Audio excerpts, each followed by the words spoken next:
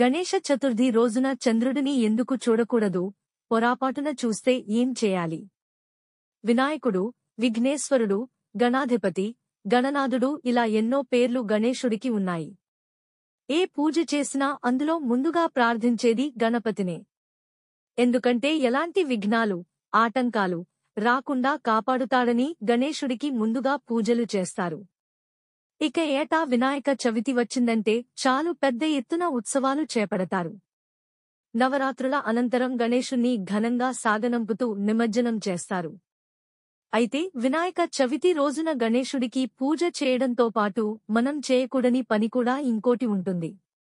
అదేనండి, చంద్రుణ్ణి చూడడం.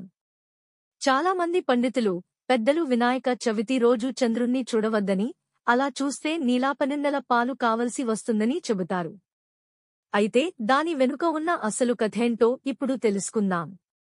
సర్వగణాలకు అధిపతిగా ఎవరు ఉండాలనే విషయంపై దేవతలందరూ శివుణ్ణి కోరగా, అప్పుడు శివుడు వినాయకుడు, కుమారస్వామిలలో ఎవరో ఒకరు గణాధిపతిగా ఉంటారని, అందుకోసం వారిద్దరికీ పోటీ పెడతానని చెబుతాడు. ఈ క్రమంలో వారిద్దరినీ పిలిచి శివుడు ఏం చేయమని చెబుతాడంటే, ముల్లోకాల్లో ఉన్న అన్ని నదులు, పుణ్యక్షేత్రాల్లో ఎవరైతే ముందుగా స్నానం ఆచరించి తమను చేరుకుంటారో వారికే గణాధిపత్యం వస్తుందని శివుడు చెబుతాడు.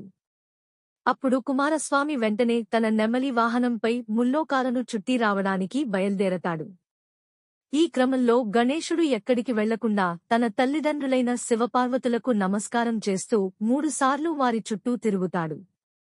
అలా తిరిగే క్రమంలో గణేశుడు ప్రతిసారి కుమారస్వామికి పుణ్యక్షేత్రాల్లో కనిపిస్తూనే ఉంటాడు. దీంతో తల్లిదండ్రుల చుట్టూ 3 సార్లు ప్రదక్షిణ చేయగానే గణేశుడు ముల్లోకాలను చుట్టి వచ్చినట్టు అవుతుంది. ఈ క్రమంలో కుమారస్వామి కన్నా గణేశుడే మొదట వచ్చినట్టు అవుతుంది. అప్పుడు శివుడు సంతోషించి గణేశుణ్ణే సర్వగణాలకు అధిపతిని చేస్తాడు. అప్పుడు జరిగిన విందులో ఏర్పాటు చేసిన అన్ని వంటకాలను గణేశుడు సుష్టుగా తింటాడు. దీనివల్ల తల్లిదండ్రుల ఆశీర్వచనాలను తీసుకునే క్రమంలో వంగినప్పుడు అతనికి ఇబ్బందిగా ఉంటుంది. సరిగ్గా నమస్కారం చేయలేకపోతాడు. అప్పుడు చంద్రుడు గణేశుణ్ణి చూసి నవ్వుతాడు. దీంతో పార్వతీదేవి ఆగ్రహం చెంది చంద్రుడికి శాపం పెడుతుంది. చంద్రుణ్ణి చూసిన వారందరూ నీలాపనిందలకు గురి కావలసి వస్తుందని అంటుంది. ఎవరైతే భాద్రపద శుద్ధ చవితి, వినాయక చవితి నాడు చంద్రుణ్ణి చూస్తారో వారు నిందల పాలు అవుతారు అని శాపాన్ని మారుస్తుంది.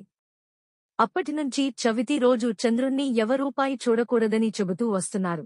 అయితే ద్వాపర యుగంలో శ్రీకృష్ణుడు చవితి నాడు ఆవు పాలు పిండుతుండగా అందులో చంద్రుని ప్రతిబింబం కనిపిస్తుంది. దీంతో తాను నిందల పాలు కావలసి వస్తుందని కృష్ణుడు చింతిస్తుంటాడు. అనుకున్నట్టుగానే శమంతకమణి అనే మణిని అపహరించినట్టు అతని మీద నింద పడుతుంది. దీంతో ఎలాగో కష్టపడి శ్రీకృష్ణుడు ఆ మణిని తెచ్చి ఇచ్చి తన నిందను పోగొట్టుకుంటాడు. అయితే ఆ సంఘటన జరిగిన తరువాత శ్రీకృష్ణుడు ఇలా చెబుతాడు.